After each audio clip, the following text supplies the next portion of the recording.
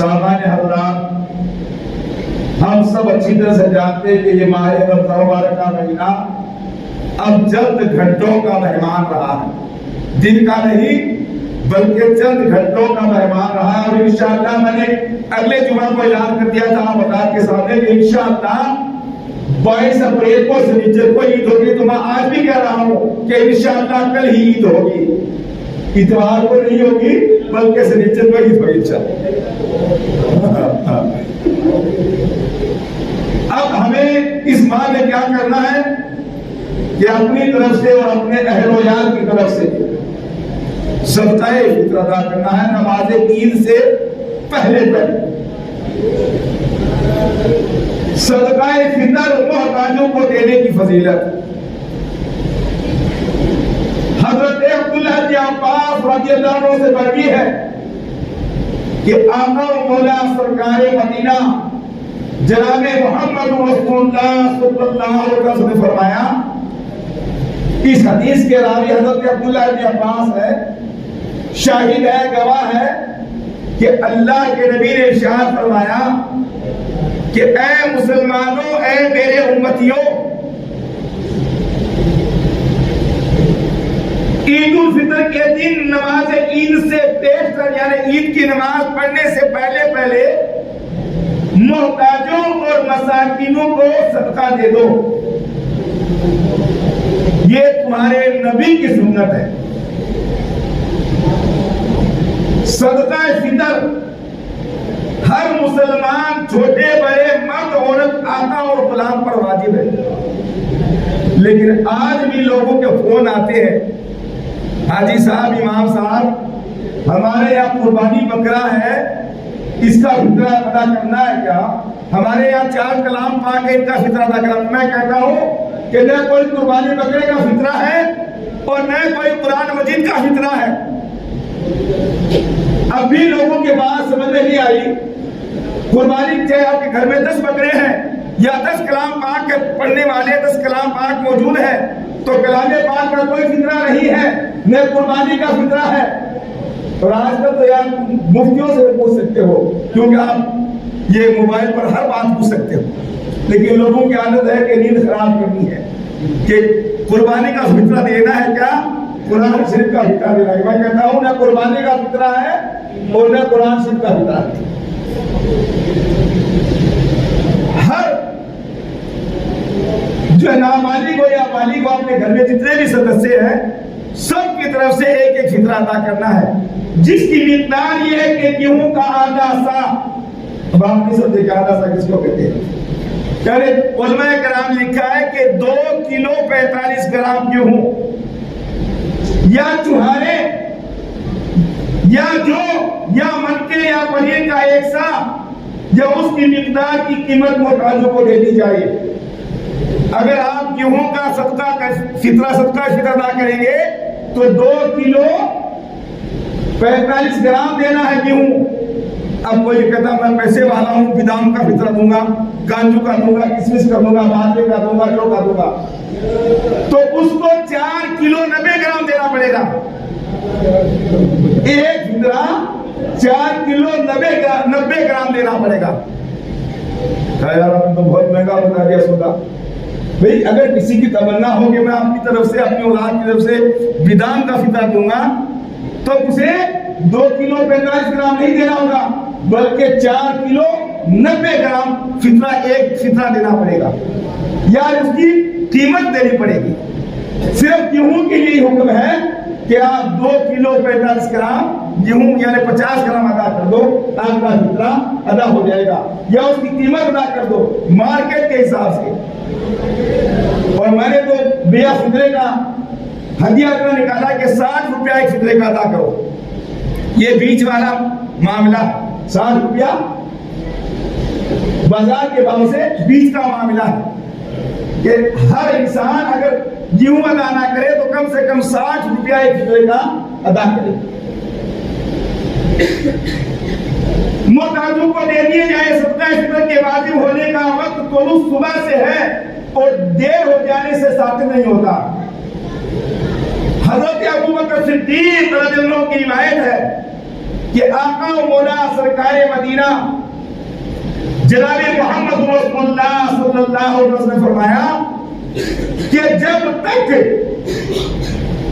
صدقہ فطر ادا نہیں کیا جاتا ہے، یعنی فطرہ ادا نہیں کیا جاتا ہے، اس وقت تک تمام رمضان مبارک کے روزے زمین اور آسمان کے بیچ میں معلق رہتے ہیں۔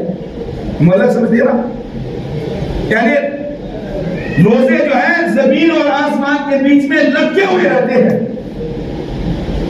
وہ اللہ کی بارگاہ کے اندر قبول نہیں ہوتے جب تک کہ صدقہ فطر ادا نہ کیا جائے،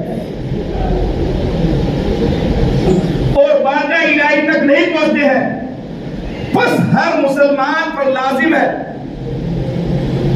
کہ اپنی طرف سے اور اپنے اہل و عیال کی طرف سے صدقہ فطر ادا کرے، اور صدقہ فطر ادا کرنے میں 3 فائدے ہیں۔ ایک یہ کہ روزوں کا قبول ہونا،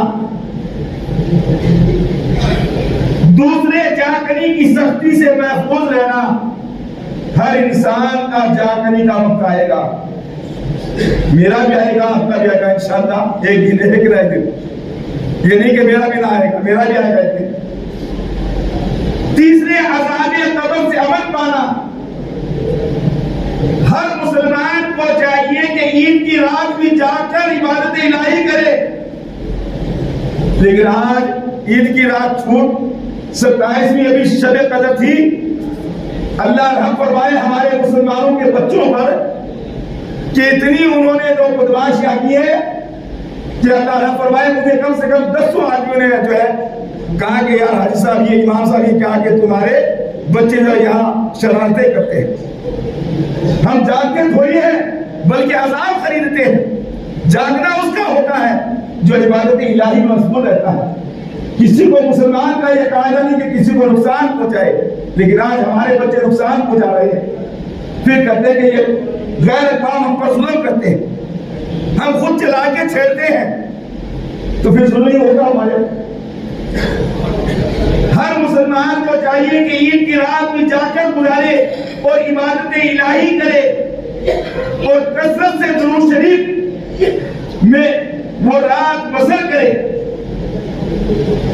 یعنی زیادہ سے زیادہ جو ہے اللہ کے نبی پر جو ہے درود و سلام پڑھے۔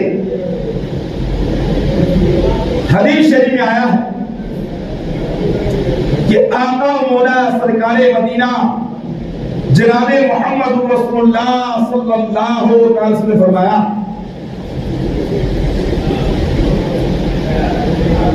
کہ صدقہ فطر ادا کرنے میں 2 اور فائدے ہیں۔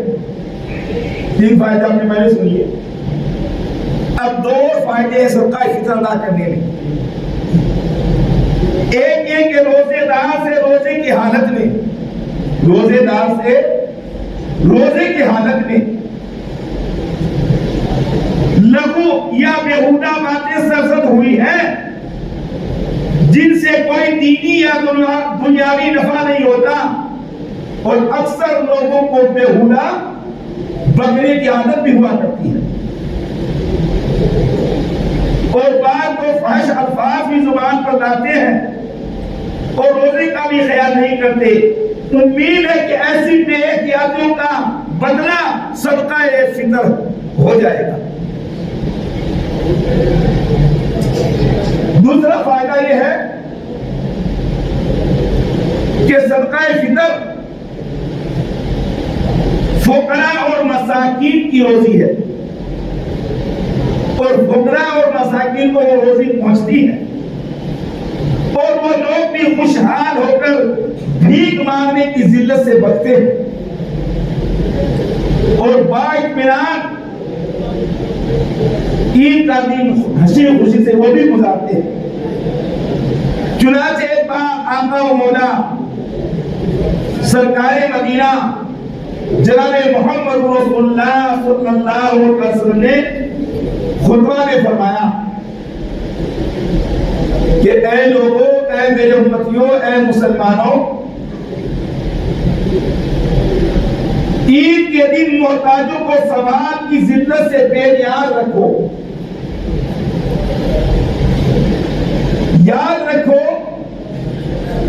کہ فرزند آدم کی عمر محدود ہے، ہماری عمریں محدود ہیں. کتنی 60 70 80 90 100، اس سے زیادہ ہو نہیں سکتی. اور کوئی 120 ہو جائے کوئی بات نہیں.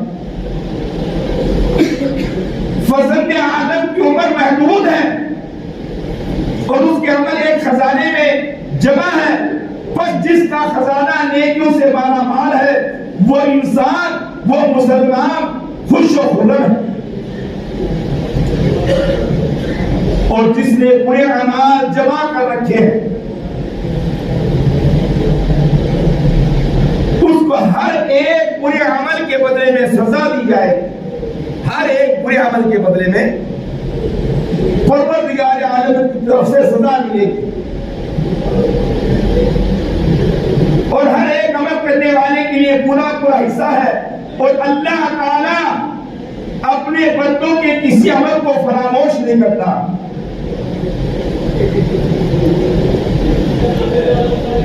اور نہ اپنے بندوں کو آزاد اور بے بہا چھوڑتا ہے. جو شخص صدق دل سے، سچے دل سے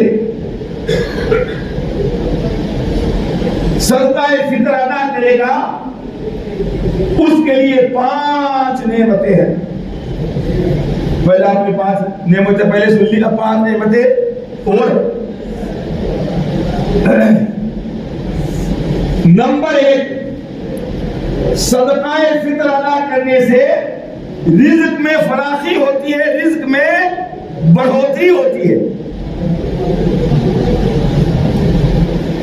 دوسرے، صدقہ فطر اس کی نماز، دعا، روزوں کو عرش تک پہنچاتا ہے. تیسرے، صدقہ فطر کا فائدہ یہ ہے کہ مرنے کے وقت کلمہ شہادت اشہد ان لا الہ الا اللہ واشہد ان محمدا عبدہ ورسولہ اس کی زبان پر جاری ہوگا.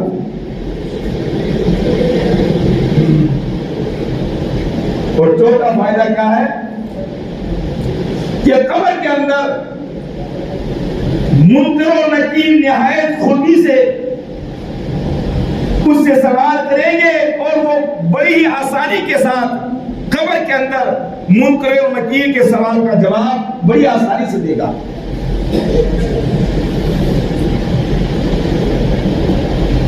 پانچویں، پل صراط سے، جس کو آپ بار علماء کرام سے سنتے رہتے ہیں کہ پل صراط 50,000 برس کا رستہ ہے جو بال سے بالی کے تلوار سے تیز ہے، وہ بھی جہنم کے اوپر بنایا گیا ہوا. پانچواں فائدہ یہ ہے کہ صدقہ فطر ادا کرنے سے پل صراط سے گزرنے کے لیے صدقہ اس کی سواری ہو جائے گا. آج لوگ کچھ علماء کہتے ہیں کہ قربانی کا بکرا اس کا سواری ہوگا، اور کچھ علماء کہتے ہیں کہ یہی صدقہ فطر جو ہے اس کے لیے سواری بن جائے گا. بروایت زادان حضرت عبداللہ بن عباس رضی اللہ عنہ سے مروی ہے کہ ایک بار آقا و مولا سرکار مدینہ جناب محمد رسول اللہ صلی اللہ علیہ وسلم نے اپنے اصحاب رضی اللہ عنہ کو صدقہ فطر ادا کرنے کی ترغیب دی. کہ جتنے بھی صحابہ کرام اللہ کے نبی کی بارگاہ کے اندر بیٹھے ہوئے تھے، اللہ کے نبی نے اپنے تمام صحابہ کرام سے کہا کہ اے میرے صحابوں، تم اپنی طرف سے اور اپنے اہل و عیال کی طرف سے، اپنے بال بچوں کی طرف سے صدقہ فطر ادا کرو.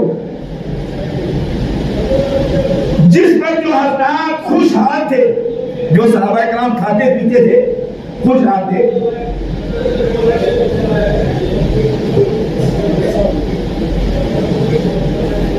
وہ محتاجوں کو صدقہ دینے لگے. حضرت ابو ذر غفاری اللہ کے نبی کے صحابی ہیں. حضرت ابو ذر غفاری رضی اللہ عنہ آقا و مولا سرکار مدینہ جناب محمد رسول اللہ صلی اللہ علیہ وسلم کی پشت کی جانب بیٹھے ہوئے تھے. یعنی پیٹھ کے پیچھے اللہ کے نبی کے حضرت ابو ذر غفاری بیٹھے ہوئے تھے.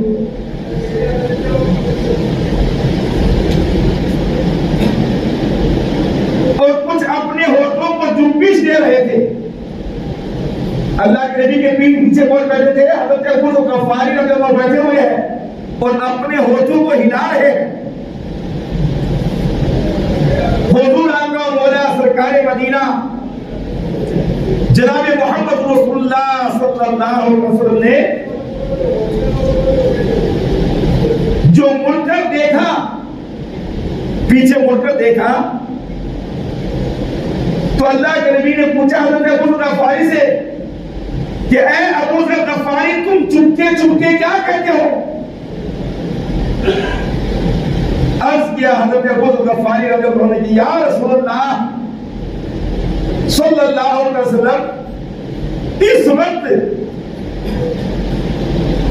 حضور کے اہل سربت اصحاب صدقہ فطر ادا کر رہے ہیں اور میں بڑا مفلس و نادار ہوں.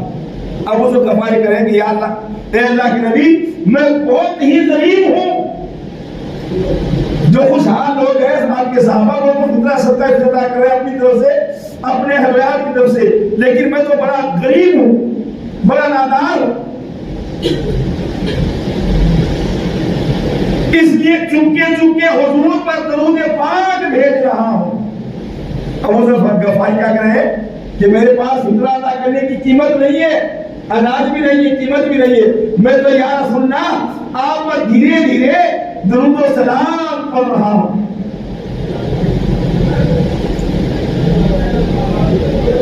اور اپنے دل میں جاننے کی سختی، عذاب قبر اور پل صراط کی شدت عذاب، جہنم کی ہولناکی آگ کر کے ڈر رہا ہوں. آقا مولا صلی اللہ علیہ وسلم نے ارشاد فرمایا کہ اے ابو ذر غفاری، تمہارا یہ عمل دنیا و ما فیہا سے بہتر ہے، تمام صحابہ کرام سے بہتر ہے. جا. تو یہ ہے میرے نبی کی شان. آج لوگ کہتے ہیں کہ نبی کو پیٹھ پیچھے کا علم نہیں ہے. اللہ تعالیٰ انہیں ہدایت بخشے اور رب کعبہ کی بارگاہ میں دعا کہ اللہ تعالیٰ کہنے اور سننے سے سب سے پہلے مجھے بھی اور آپ تمام حضرات کو عمل کرنے کی توفیق عطا فرمائے. اور رب کعبہ کی بارگاہ میں دعا ہے کہ اللہ تبارک و تعالیٰ تمام مسلمانوں کو صحیح معنی میں صراط